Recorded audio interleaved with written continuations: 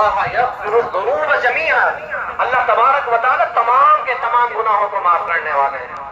کبھی بھی زندگی میں اللہ کی ذات سے مایوس ہمیں نہیں ہونا ہے، نہیں ہونا ہے، اور مایوسی والے باتیں ہمیں کرنی ہی نہیں ہے مجلس کے اندر۔ اکثر دیکھتا ہوں مسلمانوں کو، یار ایسا حالات ہیں، یار ایسا حالات ہیں۔ بھائی یہ کیا ہے، یہ کیا ہے؟ اللہ نے ان کا ایمان مضبوط کیا تو قربانی بھی اللہ ایسی لے رہا ہے۔ اگر وہ شہید ہونا ہے تو دنیا سے کامیاب ہو کے جا رہے ہیں۔ تو یارو ہمیں خوش ہونے کی ضرورت ہے کہ اللہ نے وہاں کے مسلمانوں کو ایمان کو کیا بنایا ہے؟ مضبوط بنایا ہے۔ اللہ کی ذات کے لیے، اللہ کی وحدانیت کے لیے وہ اس سے لڑ رہے ہیں، یہود و نصارہ سے لڑ رہے ہیں۔ تو ہمیں مایوس نہیں ہونا ہے، مایوس نہیں ہونا ہے۔ ہمیں اللہ تبارک و تعالیٰ کی رحمت سے مایوس نہیں ہونا، اللہ سے مانگتے رہنا ہے۔ اب ہمارا کام کیا ہے؟ اب ہم ان کے لیے کیا کر سکتے ہیں؟ دعا کر سکتے ہیں، دعا کر سکتے ہیں۔ جتنے بیٹھ کے مجلسوں کے اندر لوگ باتیں کرتے ہیں، مجھے سچ ایک آدمی کھڑا ہو کے یہ بتا دے، میں نے وہاں کے مسلمانوں کے لیے خاص 2 رکعت صلاۃ الحاجت پڑھی ہو اور اللہ سے دعا مانگی ہو، ایک آدمی نہیں کھڑا ہو سکتا ہے۔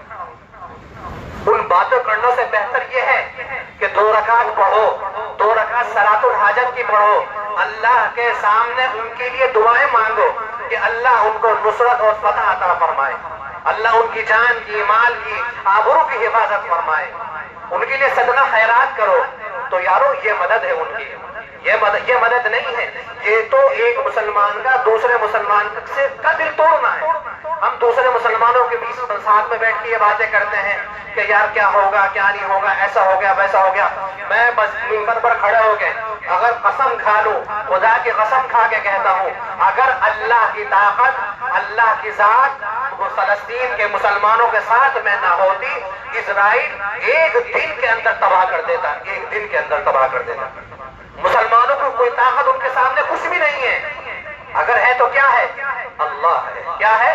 اللہ ہے۔ اللہ نے کا ساتھ ہے تو یارو یہاں تک دن کھینچے ہیں۔ تو جب جس کے ساتھ میں اللہ ہو جا وہ کامیاب ہے۔ دنیا کی کوئی پرواہ نہ ہو، دنیا کی کوئی پرواہ نہیں۔ اگر اللہ ہے اور دنیا ہے تو واہ واہ ہے، اگر دنیا ہے اور اللہ نہ ہے وہ دنیا بھی بیکار ہے، وہ مال بھی بیکار ہے۔ اور اللہ ناراض ہے، اولاد ہے، مال ہے، کاروبار ہے، سب کچھ ہے، وہ مال ہر چیز بیکار ہے۔ اور یارو وہاں کے مسلمانوں نے حضرت امام حسین رضی اللہ تعالی عنہ سرزمین کربلا، کیا سرزمین کربلا کے اندر جب 2 سال کے بیٹے کو ہاتھ میں اٹھایا ہوا تھا کس نے؟ حضرت امام حسین رضی اللہ تعالی عنہ نے، اور ایک تیر آیا اور گلے کے پار ہو گیا۔ 2 سال کا بیٹا تھا، حضرت امام حسین رضی اللہ تعالی عنہ نے اس 2 سال کے بیٹوں کو ایسے اٹھایا اور اللہ سے یہ کہا کہ اللہ اگر تو ایسے راضی ہے تو میں بھی راضی ہوں۔ یزید کو اللہ نے ساری دنیا کا بادشاہ بنایا، ساری دنیا کی دولت اس کو عطا فرمائی، مگر کامیابی دولت آنے میں نہیں ہے، کامیابی ہے اللہ کی رضا کے اندر۔ ادھر امام حسین رضی اللہ تعالیٰ عنہ کا سارا خاندان شہید ہو گیا، سارا خاندان شہید ہو گیا، مگر رب کون ہے؟ راضی ہے، رب راضی ہے۔ وہاں کے مسلمان اپنی اولاد کو 1 سال کے بچے کو لے کر آسمان کی طرف اٹھاتے ہیں اور کہتے ہیں اللہ اگر تو نے میرے بچے کو لے لیا، میرے گھروں کو لے لیا، میرے مال کو لے لیا، میرے رب اگر تو ان چیزوں کو لینے کے بعد راضی ہے تو میں بھی راضی ہوں۔ تو وہ ایمان ہے۔ اللہ ہمارا بھی ایسا ایمان بنا دے، اللہ ہمارا بھی ایمان ایسا بنا دے۔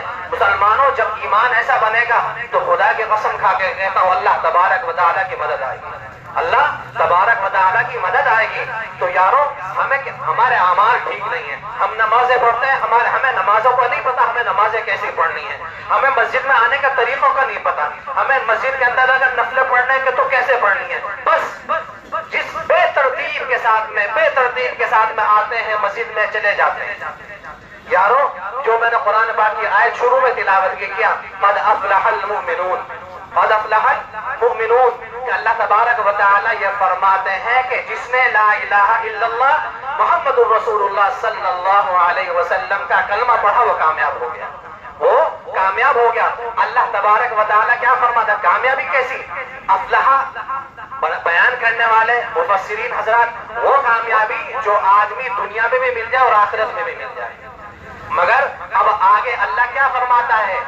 خالی ایمان والے کامیاب نہیں ہوئے، جنہوں نے اللہ کا کلمہ پڑھا ہے، نبی کو مانا ہے، اللہ پر ایمان لے کر آئے ہیں، وہ کامیاب نہیں ہوئے۔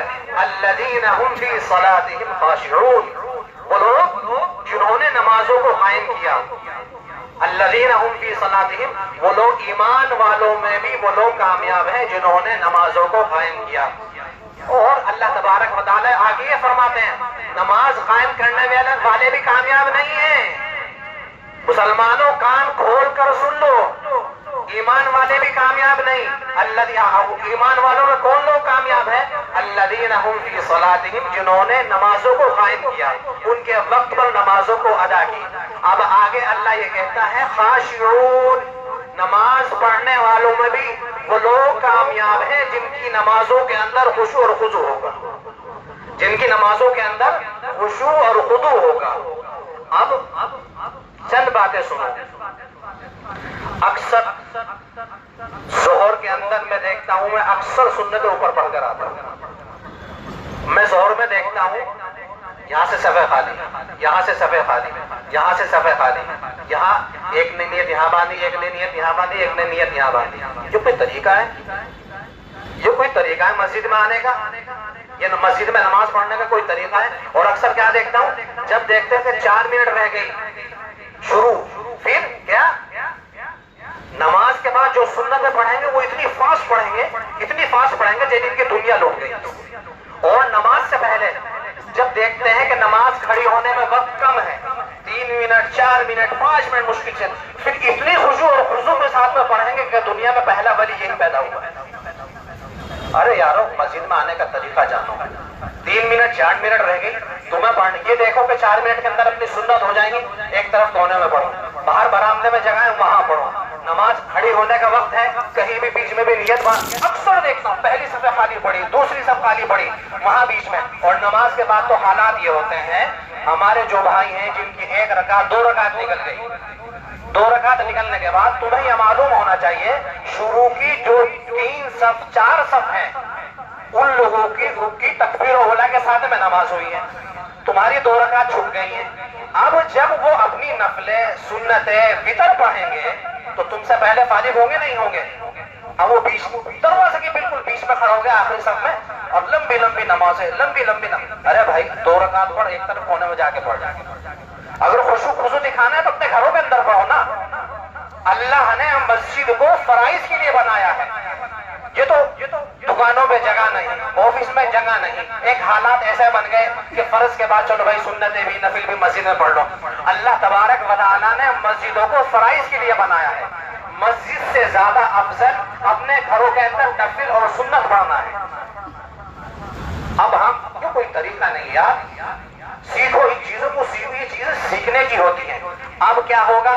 اب آگے والا جو آپ سے آگے بیٹھا ہے وہ نہ آؤ دیکھے گا نہ داؤ دیکھے گا، 1 منٹ 2 منٹ انتظار کرے گا، آپ کے سامنے سے گزر جائے گا۔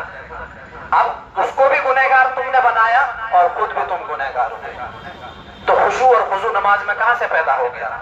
دوسروں کو تکلیف دینے کے بعد ہم اپنی سنتیں پڑھیں گے تو اللہ کے دربار میں قابل قبول ہوں گی یا نہیں ہوں گی؟ نہیں ہوں گی۔ تو یارو سلیقہ سیکھو، مسلمانوں سلیقہ سیکھو۔ آپ جو ہو دوسرے مذاہب کو سلیقہ سکھانے کے لیے دنیا میں آئے تھے، اور آج ہی ہم بد سلیقہ ہو گئے، بد تہذیب ہو گئے۔ ایک اللہ کے نبی صلی اللہ علیہ وسلم کی حدیث ہے کہ اللہ خوبصورت ہے اور خوبصورتی کو پسند فرماتے ہیں۔ اب یہ نہیں ہے کہ کالے جتنے بھی ہیں اللہ انہیں پسند نہیں فرمائے گا۔ خوبصورتی کا مطلب یہ ہے کہ انسان کی ہر چیز ترتیب سے ہو، کپڑوں کا ڈھنگ، اگر کپڑا پہننا ہے تو ترتیب سے ہو، داڑھی رکھنا ہے تو ترتیب سے ہو۔ اب بہت سے لوگ داڑھی رکھتے ہیں، کوئی بال کہیں جا رہا ہے، کوئی بال کہیں جا رہا ہے، اور بہت سے لوگ بڑے بال رکھتے ہیں۔ اللہ کے نبی صلی اللہ علیہ وسلم دن میں 3 سے 4 مرتبہ کنگھا کرتے تھے جب بڑے بال رکھتے تھے، اور آپ کے بال مبارک تیل کے اندر اتنے تر رہتے تھے کہ آپ اپنے امامہ شریف کو پہننے سے پہلے ایک کپڑا رکھتے تھے تاکہ امامہ خراب نہ ہو جائے۔ اتنا تیل آپ کے سر مبارک کے اوپر رہتا تھا، اور بالوں کو ڈھنگ دیکھو تو کچھ پتا نہیں۔ جتنے دیوانے ملیں گے، جتنے مجنون ملیں گے، سب مسلمانوں میں ملیں گے۔ یہ بدترتیبی کیا ہے؟ ہم نے اسلام کو جانا نہیں، ہم نے صرف کلمہ پڑھ لیا، اسلام والے ہو گئے، ہم مسلمان ہو گئے۔ یارو سلیقہ سیکھو، सलीका सीखो, अल्लाह के नबी सल्लल्लाहु अलैहि वसल्लम की सीरत पढ़ो, आपका दो तरीका पढ़ो, आपका चेहरा मुबारक पढ़ो, आप कैसे पहनते थे, क्या पहनते थे, क्या खाते थे, कैसे खाते थे, किस वक्त खाते थे। हमारी कोई तरतीब ही नहीं है मुसलमानों की, और फिर हम ये कहते हैं कि अल्लाह की मदद आ जाएगी। अल्लाह की मदद जिंदगी में कभी नहीं आएगी। याद रखना, अल्लाह के हबीब के रास्ते को छोड़कर चलोगे, अल्लाह की मदद कभी जिंदगी में नहीं आएगी। अल्लाह की मदद कब आएगी?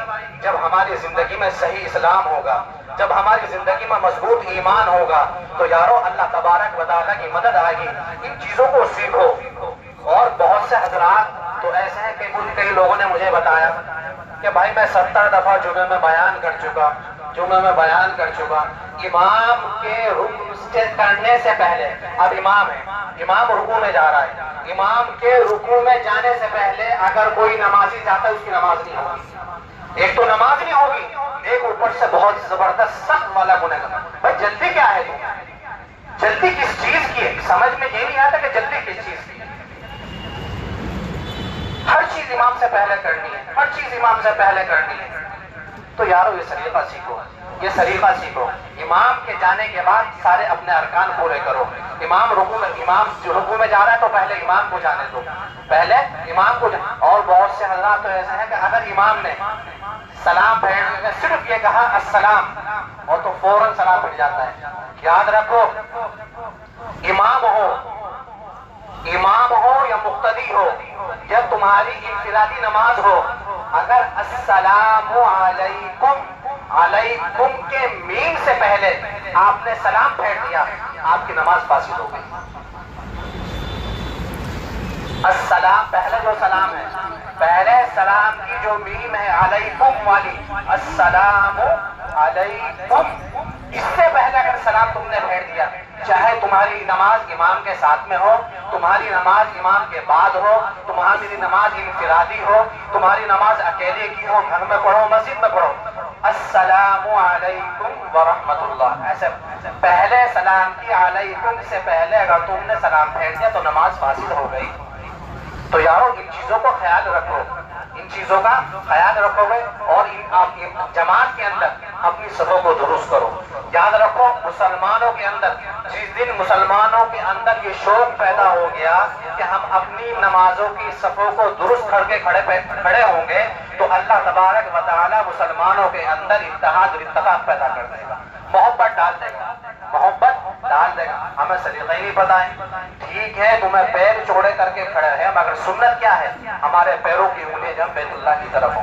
तुम ऐसे, अब बहुत से को देखा ऐसे, एडी ऐसे, आगे से ऐसे, एक रुख शुमाल की तरफ, एक जुनूब की तरफ। अरे भाई, अल्लाह के नबी सल्लल्लाहु अलैहि वसल्लम की हदीस है, आपका तरीका है कि हमारा हर आज़ा बैतुल्लाह की तरफ हो, हमारा हर आज़ा। खुशू का मतलब क्या है?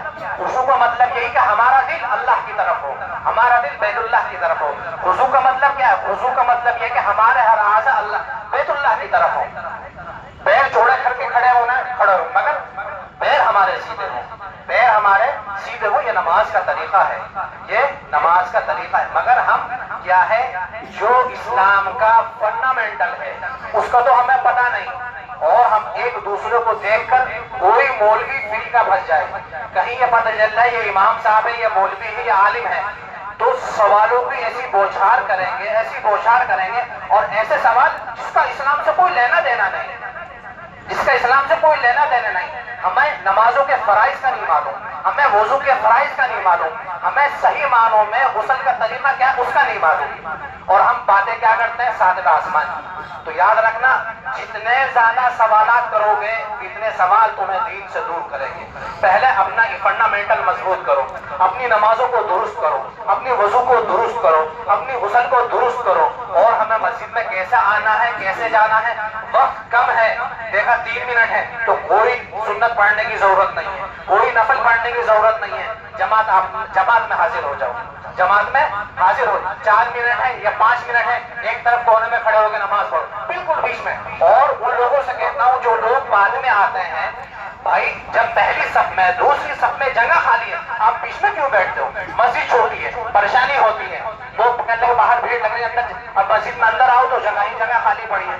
भाई जब आओ, जगह जहाँ खाली पड़ी है پہلے اگلی صفوں کو پر کرو، پہلے اگلی صفوں کو پر کرو. یارو بڑا دکھ ہوتا ہے، بڑا میں اتنا سمجھا چاہتا ہوں، جو میں اتنا سمجھاتا ہوں، اور یہ جو میں آیت آپ کے سامنے آج تلاوت کی ہے، میں سمجھتا ہوں اسے 4-5 سال پہلے بھی ان آیتوں کے بارے میں خلاصہ آپ لوگوں کے سامنے کیا تھا. بھائی خشوع کا کیا مطلب ہے، خضوع کا کیا، مگر نہیں، ہمیں تو اپنی مرضی کا اسلام چاہیے، اپنی مرضی کی نمازیں چاہیے. تو یارو زندگی اگر ایسی رہی تو یاد رکھو اللہ کی مدد آنے والی نہیں. اگر اللہ کی مدد لانی ہے اور اللہ چاہیے، اللہ کی رحمت چاہیے، اللہ کی رضا چاہیے، تو یارو اپنی زندگی کو بس کسی کو مت دیکھو، اپنی زندگی کو تبدیل کرنے کی کوشش کرو. اللہ تبارک و تعالیٰ سے دعا کرو کہ اللہ میں اپنی زندگی کو تبدیل کرنا چاہتا ہوں، وہ زندگی چاہتا ہوں جس سے تم بھی راضی ہو، تیرا حبیب بھی راضی ہو. میرے مولا مجھے اس کے اوپر استقامت کے ساتھ میں، مضبوطی کے ساتھ میں جما دے، تو اللہ تبارک و تعالیٰ جما دے گا. یارو وقت ختم ہو گیا. اللہ تبارک و تعالیٰ سے دعا گو ہو کہ اللہ تبارک و تعالیٰ ہم سبوں کو مضبوط ایمان عطا فرمائے، تقوی والا ایمان عطا فرمائے، اور نماز کا جو صحیح طریقہ ہے، سنت جو طریقہ ہے، اللہ تبارک و تعالیٰ اس کے اوپر ہم سبوں کو نماز پڑھنے کی توفیق عطا فرمائے. وآخر دعوانا الحمدللہ رب العالمین.